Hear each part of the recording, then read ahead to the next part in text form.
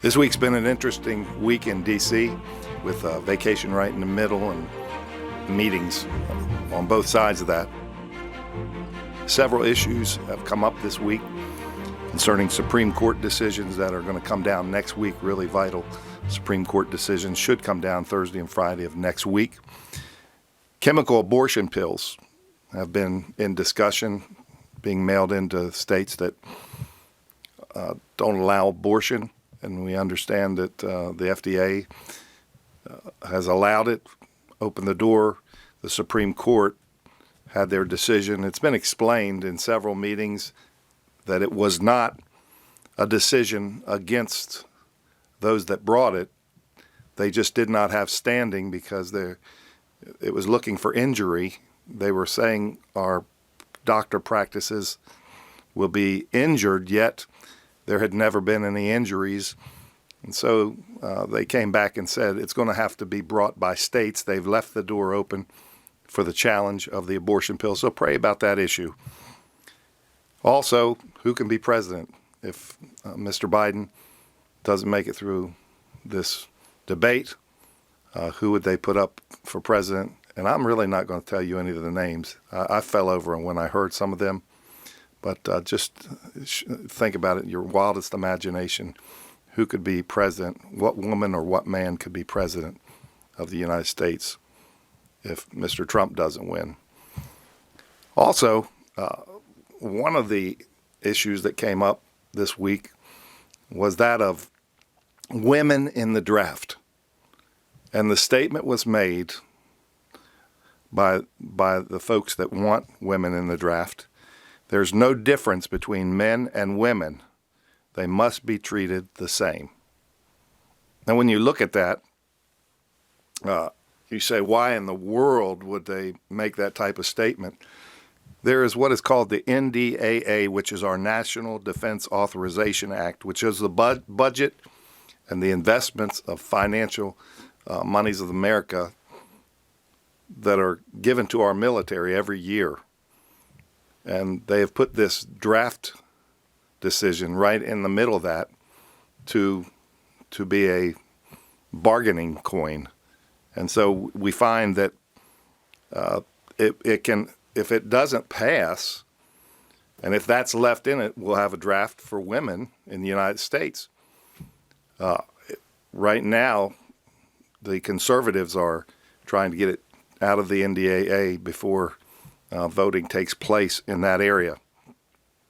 This is a difficult thing because we live in a time when Russia met with North Korea this week. Also, China is supplying arms for Russia to fight Ukraine. And we find Iran is supporting Hezbollah that has thousands of missiles pointed at Israel that can literally pinpoint any target they want to in Israel, which would cause Israel to defend themselves. And if they defended themselves, it would be really ugly thing for Hezbollah up there in Lebanon. And so the world is a powder keg, and we understand this. Really nothing is happening right now to defend America. It's just kind of happening all around the world. It's described in the Bible. There'll be wars and rumors of wars. And we understand that in these days we are seeing the scriptures really vivid in black and white just come alive to living color. Now, I don't want to be, this week I don't want to come to a place that we see everything is morbid and everything is bad and we have that little rain cloud over us as we're walking down the road. In Romans chapter 13 and verse 14, the apostle shares with the children of God to come to a place that they are in subjection to government and that they honor them that are ruling over them. And he shares the 10 commandments and how we ought to follow the commandments there in Romans 13 and verse 9. But then in verse 11 through 14, really good outline for you, is he comes and shares with the child of God this thought: we are nearer to Christ's coming than we have ever been before. Listen, he says, and that knowing the time, that it is now high time to wake out of sleep, for now is our salvation nearer than when we believed. And that thought of now our salvation is nearer than when we believed, he's talking about not only when we got saved, but now the fruition, or when Jesus comes back and we're caught up to be with him in the clouds. I thought it very interesting. I was a man I follow in Washington, D.C., Mike Pompeo. He's been characterized as one of those Bible believer guys because he makes the statement, I'm looking for the rapture. And we all need to be looking for the rapture. The Apostle Paul comes and he gives a 3-point outline here, shares with us that, number one, we need to wake up. He goes, now that knowing the time, that it is high time to awake out of sleep. And believer, we need to wake up. In verse 12, he says, cast off the works of darkness. We need to make some preparations in our life and clean some things up. And then he said in verse 14, put ye on the Lord Jesus Christ and make no provision for the flesh. He says, let's clean up and then let's put on Christ and enjoy what God has for us in this day. We're living in a great day. I want to challenge you. The news may be tough, but we have a God that is greater than all. Now, I want to make some recommendation today as we move through this time. A book that I've been reading and I have on my shelf, and every so often I pick it up. It's Benjamin Rush by David Barton. The book, as we approach Independence Day, we find that Benjamin Rush was actually one of the 56 signers of the Declaration of Independence. He was not only a signer, but he's a believer. He's a father of American medicine. He's an educator, and he cared about people.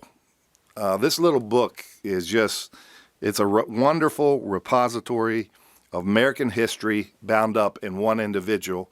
It gives his life from beginning to end, but shares a lot of good quotes. It shares a lot of major history. I challenge you, it's an easy read, but it's a wonderful thing to have on your bookshelves. As we look to Independence Day, I want to challenge you to think back and really, I've been reading the Constitution, not only the Declaration of Independence, but the Constitution, and trying to make myself familiar with these things. I want to challenge you to think, why did these 56 men put their lives up for the independence of the United States? We've been reading, my wife and I have been reading and working on some projects for this next Capital Connection.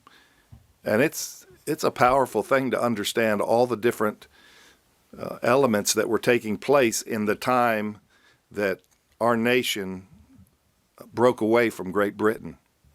We find that Benjamin Franklin, he said this, a nation of well-informed men who have been taught to know and to prize the right which God hath given them, the rights which God hath given them, cannot be enslaved. He says this, people that know their rights cannot be enslaved. But then he says this, it is in the region of ignorance that tyranny begins. And that's kind of the place we are. Most of us know history, but do we really know history? Now, Reverend John Witherspoon made a statement. He was a delegate of New Jersey. Speaking of independence from Great Britain, he says this, there is a tide in the affairs of men. We perceive it now before us. To hesitate is to consent to our own slavery. That noble instrument should be subscribed to this very morning by every pen in this house.